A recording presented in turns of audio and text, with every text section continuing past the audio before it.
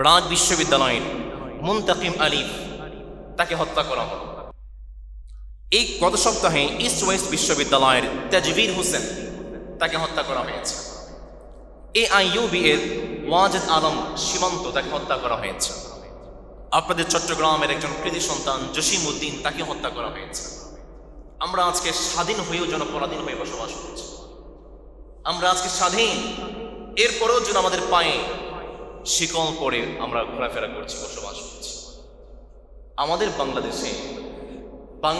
বাংলাদেশের জনগণকে, ছাত্রদেরকে হত্যা করা হয়, আর উপদেষ্টারা বসে বসে ফারুকের সিনেমা হল উদ্বোধন করে। আমরা বলছি, যদি এখান থেকে আজ পর্যন্ত ফিরে না আসেন, এমন সময় আসছে বাংলাদেশের মানুষ আপনাদেরকে মীর জাফর এবং গাদ্দার হিসাবে ইতিহাসে আপনাদের নামটা লিখিয়ে দেবে, ঠিক কিনা? আজকে পুরো বিশ্বে মুসলমানদেরকে নিয়ে ষড়যন্ত্র হচ্ছে, কিন্তু একটা খুশির সংবাদ হচ্ছে আজকের পুরো পৃথিবীতে রাশিয়া, ইউরোপ এবং আমেরিকাতে প্রতিদিন গড়ে 6 জন করে মুসলমান কালেমা পড়ে মুসলমান হচ্ছে। পিউ রিসার্চ সেন্টার, আমেরিকান একটা গবেষণা সংস্থা, তার রিসার্চ তিনি বলছেন, Islam is currently the world's second largest religion and it is the fastest growing major religion. বর্তমান পৃথিবীতে যে ধর্মটা সবচেয়ে বেশি মানুষের মাঝে মন জয় করছে, সেটা আর কেউ নয়, সেটাই হচ্ছে ইসলাম। সুবহানাল্লাহ, আসতে পড়েন। বর্তমান এই পিউ রিসার্চ সেন্টার বলছে, Indonesia has the largest Muslim population in the world. India is projected to have the largest Muslim community by 2050. Pew Research Center বলছে 2050 সালের মধ্যে পুরো বিশ্বে সবচেয়ে বেশি মুসলমানের সংখ্যা হবে আজকের ভারতে। আল্লাহু আকবার। পিউ রিসার্চ সেন্টার বলছে, Europe is also growing with projection that 10% of European will be Muslim by 2050. European দেশগুলোর মাঝে পুরো জনসংখ্যার মধ্যে 10% জনসংখ্যা ইসলামের আন্ধারে ঢুকে আসবে। সুবহানাল্লাহ পড়বেন না? In the US, there are about 3.45 million Muslims, making up about 1.1% of the population by 2050. Muslims are projected to make up 2.1% of US population. US বর্তমান আমেরিকান এই গবেষণা সংস্থা পিউ রিসার্চ সেন্টার বলছে 2050 সালের মাঝে আমেরিকার দ্বিতীয় যে গ্রুপটা, যে ধর্মটা তারা বিশ্বাস করবে, সেটা আর কেউ নয়, সেটাই হচ্ছে ইসলাম। আজকে পুরো বিশ্বে আমেরিকা থেকে শুরু করে চায়না পর্যন্ত, উত্তর থেকে দক্ষিণ পর্যন্ত প্রত্যেকটা দেশে মুসলমানদের জয় জয়কার। কম না বেশি? আরো জোরে বলেন, কম না বেশি? নবী করিম সাল্লাল্লাহু আলাইহি ওয়াসাল্লাম যখন এই মদিনা রাষ্ট্র প্রতিষ্ঠা করেছেন, আজকে পুরো বিশ্বের মানুষ ইসলামী শাসন, ইসলামী রাষ্ট্রের প্রতি ঝুঁকে যাচ্ছে, ইসলামী শাসন ব্যবস্থার প্রতি মুগ্ধ হয়ে কালেমা পড়ে মুসলমান হচ্ছে। আমরা জানতে চাই, নবী করিম সাল্লাল্লাহু আলাইহি ওয়াসাল্লাম কিভাবে পৃথিবীর সর্বপ্রথম ইসলামী রাষ্ট্র প্রতিষ্ঠা করেছিলেন, জানা দরকার আছে না নাই? কথা বলেন, দরকার আছে না নাই? নবী করিম সাল্লাল্লাহু আলাইহি ওয়াসাল্লাম মক্কার এমন কোনো অলি নাই, এমন কোনো গলি নাই যে অলিতে গলিতে গিয়ে আল্লাহর হাবিব ইসলামের দাওয়াত দেননি। এমন কোনো দোকান নাই যেই দোকানে গিয়ে আল্লাহর হাবিব ইসলামের দাওয়াত দেননি। এমন কোনো বাড়ি নাই যেই বাড়িতে গিয়ে আল্লাহর হাবিব ইসলামের দাওয়াত দেননি। এমন কোনো বাজার নাই যেই বাজারে গিয়ে আল্লাহর হাবিব ইসলামের দাওয়াত দেননি। আল্লাহর হাবিব মক্কার মানুষদেরকে বলতেন, কে আছো, আমাকে একটু সাহায্য করবে, আমি তোমাদের কাছে ইসলামের দাওয়াতটা পৌঁছতে চাই। কে আছো, আমাকে একটু সাহায্য করবে, আমি তোমাদের পর্যন্ত ইসলামের বাণীটা পৌঁছতে চাই। সুবহানাল্লাহ পড়ে। নবী করিম সাল্লাল্লাহু আলাইহি ওয়াসাল্লাম যখন মানুষদেরকে কালেমার দিকে দাওয়াত দিতে লাগলেন, বিলাল রাদিয়াল্লাহু তাআলা আনহু তিনি কালেমা পড়ে মুসলমান হয়ে গিয়েছেন। বিলালের মনিব ছিল উমাইয়া। উমাইয়া বলতে লাগলো, বিলাল ইসলাম থেকে ফিরে আসো, না হয় কিন্তু তোমার খবর আছে। বিলাল রাদিয়াল্লাহু তাআলা আনহু তার মনিবকে জানিয়ে দিলেন, উমাইয়া তুমি আমার কি ক্ষতি করবে তা তো আমি জানি না, কিন্তু আমার রব আমার নাকের সামনে জান্নাত জান্নাতের ঘ্রাণটা তুলে ধরেছে। বিলাল রাদিয়াল্লাহু তাআলা আনহু যখন কালেমা পড়ে মুসলমান হলেন, বিলাল রাদিয়াল্লাহু তাআলা আনহুকে উত্তপ্ত মরুভূমির প্রান্তরে শুইয়ে দেওয়া হয়েছে, জ্বলন্ত মরুভূমির প্রান্তরে শুইয়ে দেওয়া হয়েছে। বুকের মধ্যে পাথর চেপে দেওয়া হয়েছে যেন বিলাল কোনো কথা বলতে না পারে।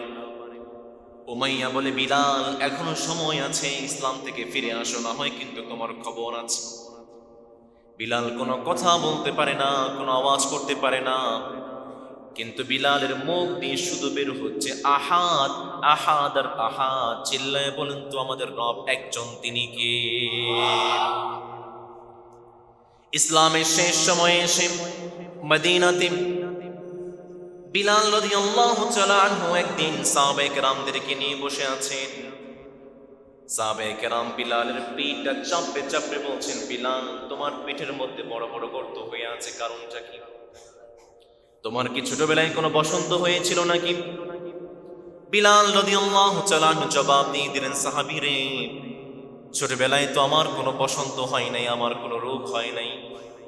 আমি যখন কালেমা পড়ে মুসলমান হয়েছি, আমার মনে উমাইয়া জ্বলন্ত কয়লার মধ্যে আমাকে শুইয়ে দিয়েছিল। এক একটা কয়লা আমার পিঠের মধ্যে ঢুকে গিয়েছে, আর আমার শরীর থেকে চর্বিগুলো গলে গলে কয়লার আগুনটা পর্যন্ত বন্ধ হয়ে গিয়েছে। সাহাবীরে, ওই যে কয়লাগুলো আমার পিঠের মধ্যে ঢুকে গিয়েছিল, যার কারণে আজকে আমার পিঠের মধ্যে বড় বড় গর্ত হয়ে আছে। সাহাবায়ে কেরাম ইসলামের জন্য কতটা কষ্ট করেছেন। ইসলামের প্রথম যুগে হযরত ইয়াসির রাদিয়াল্লাহু তাআলা আনহু যখন কালেমা পড়ে মুসলমান হয়েছেন, ইয়াসির রাদিয়াল্লাহু তাআলা আনহুকে মক্কার কাফিররা শহীদ করে দিয়েছে। ইয়াসির রাদিয়াল্লাহু তাআলা আনহুর স্ত্রী ছিলেন সুমাইয়া রাদিয়াল্লাহু তাআলা আনহা।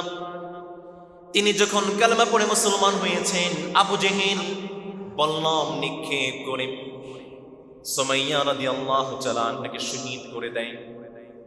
ইসলামের প্রথম শহীদা ছিলেন এই সুমাইয়া রাদিয়াল্লাহু তাআলা আনহা।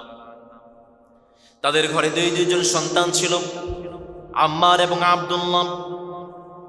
দুইজন সন্তানের মাঝে আব্দুল্লাহকে শহীদ করে দিয়েছে।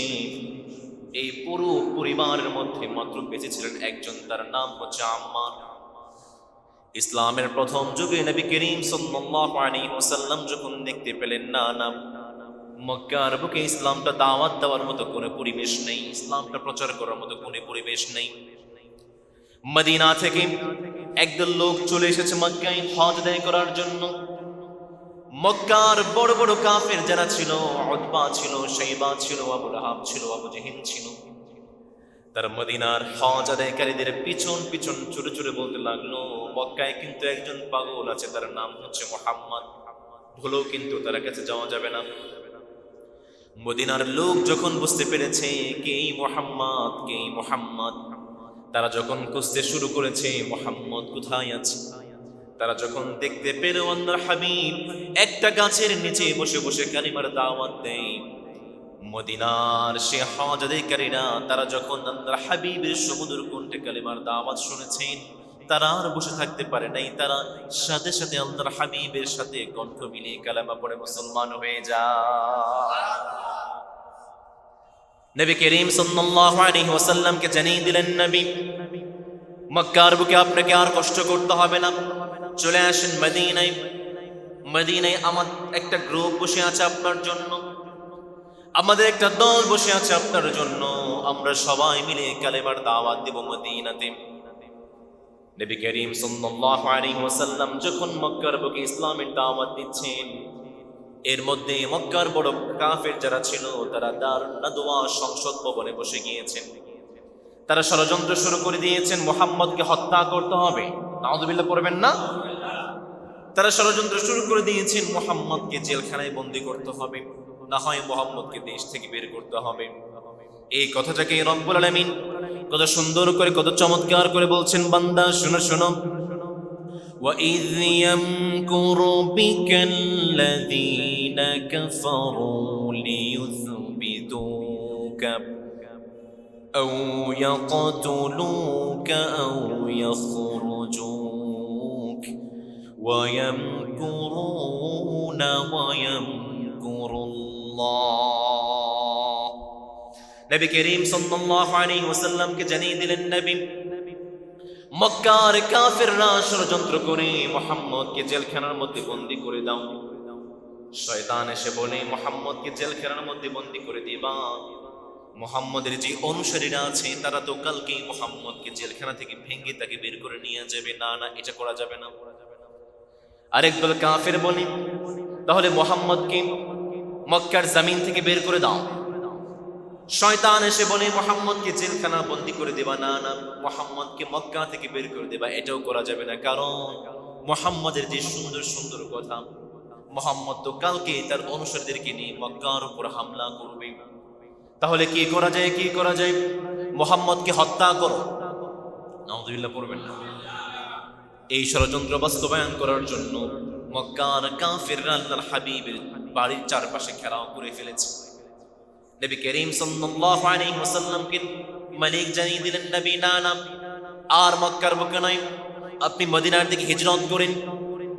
কিন্তু নবী, আপনার বাড়িতে চারপাশে মক্কার কাফেররা ঘেরাও করে আছে, কিভাবে যাবেন? কিভাবে যাবেন? নবী করিম সাল্লাল্লাহু আলাইহি ওয়াসাল্লাম আয়াত নাযিল করে জানিয়ে দিলেন, নবী, শুনুন। রব্বুল আলামিন কত সুন্দর করে, কত চমৎকার করে বলছেন, বান্দা শোনো। ফালাম তাকতুলুহুম ওয়ালাকিন্নাল্লাহা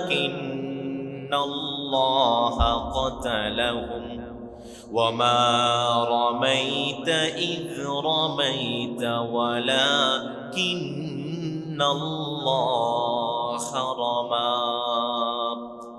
নবী করিম সাল্লাল্লাহু আলাইহি ওয়াসাল্লামকে জানিয়ে দিলেন, নবী, এক মুষ্টি বালি আপনি আপনার হাতে নেন, আর সে এক মুষ্টি বালি আপনি মক্কার কাফেরদের দিকে ছুঁড়ে মারেন।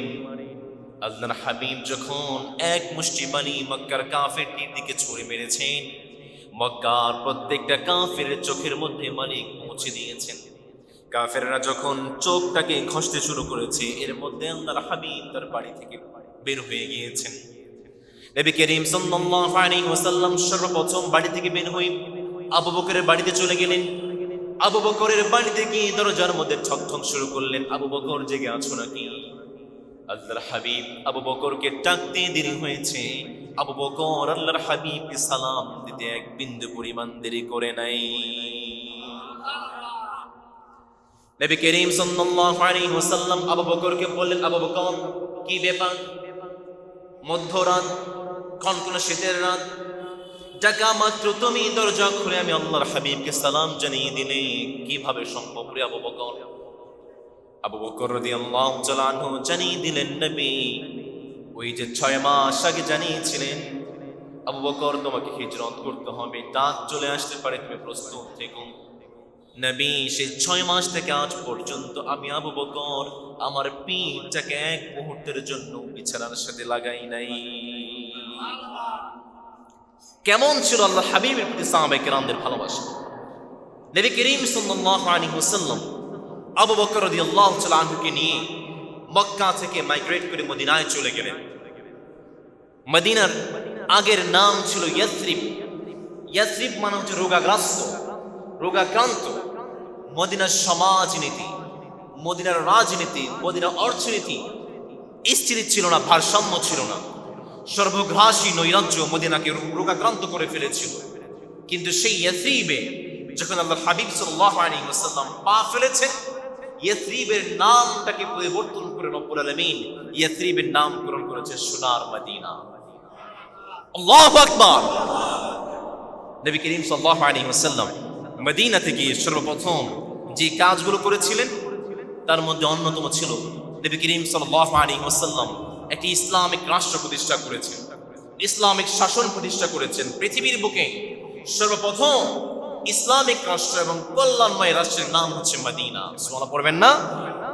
নবী করিম সাল্লাল্লাহু আলাইহি ওয়াসাল্লাম যে ইসলামিক রাষ্ট্র প্রতিষ্ঠা করলেন তার অবস্থা কেমন ছিল শুনুন।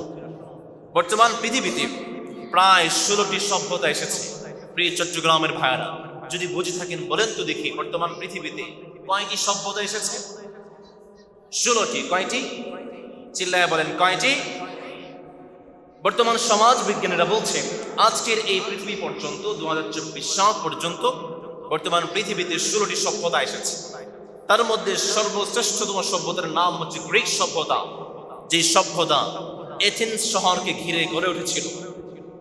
যে এথেন্স শহরে তৎকালীন জনসংখ্যা ছিল 3 লক্ষ, তার মধ্যে 1 লক্ষ ছিল কৃতদাস। গ্রিক সভ্যতা বলছে এই সভ্যতা বিনির্মাণে কৃতদাসদের কোনো অবদান নেই। আরেক লক্ষ ছিল নারী। গ্রিক সভ্যতা বলছে এই সভ্যতা বিনির্মাণে নারীদের কোনো অবদান নেই, নারীদের কোনো প্রাণ নেই। আর 50,000 ছিল শিশু, বৃদ্ধ এবং কিশোর। গ্রিক সভ্যতা বলছে এই সভ্যতা বিনির্মাণে শিশু, বৃদ্ধ এবং কিশোর তাদের কোনো অবদান নেই। মাত্র 50,000 জনসংখ্যা নিয়ে এই গ্রিক সভ্যতা বিনির্মাণ হয়েছে। অন্যদিকে নবী করিম সাল্লাল্লাহু আলাইহি ওয়াসাল্লাম যখন মদিনা প্রতিষ্ঠা করলেন, ইসলামিক রাষ্ট্র প্রতিষ্ঠা করেছেন, সেই সময়ে মদিনাতে জনসংখ্যা ছিল 50,000। তার মধ্যে মাত্র মুসলমানদের সংখ্যা ছিল 10,000, বাকি 40,000 ছিল ইহুদি, খ্রিস্টান, অন্য ধর্মাবলম্বী। নবী করিম সাল্লাল্লাহু আলাইহি ওয়াসাল্লাম একজন নারীকেও বাদ দেননি। আল্লাহর হাবিব সাল্লাল্লাহু আলাইহি ওয়াসাল্লাম একজন বৃদ্ধকেও বাদ দেননি। আল্লাহর হাবিব সাল্লাল্লাহু আলাইহি ওয়াসাল্লাম একজন কিশোরকেও বাদ দেননি, একজন শিশুকেও বাদ দেননি। প্রত্যেকটা মানুষের পুঙ্খানুপুঙ্খানু অধিকার আদায় করে আল্লাহর হাবিব সাল্লাল্লাহু আলাইহি ওয়াসাল্লাম ইসলামিক রাষ্ট্র প্রতিষ্ঠা করেছেন। প্রিয় চট্টগ্রামের ভাইরা, প্রশ্ন করছি, খুব বুঝে শুনে উত্তর করবেন। যে গ্রিক সভ্যতা নারীদের অধিকার হরণ করেছে, যে গ্রিক সভ্যতা বৃদ্ধদের অধিকার হরণ করেছে, যে গ্রিক সভ্যতা শিশুদের অধিকার হরণ করেছে, সেই সভ্যতা শ্রেষ্ঠ নাকি যেই সভ্যতা মদিনা সভ্যতা প্রত্যেকটা মানুষের অধিকার পুঙ্খানুপুঙ্খানুভাবে আদায় করেছে, সেই সভ্যতা শ্রেষ্ঠ? কোনটা প্রিয় ভাইরা, মদিনা নাকি গ্রিক? কোনটা?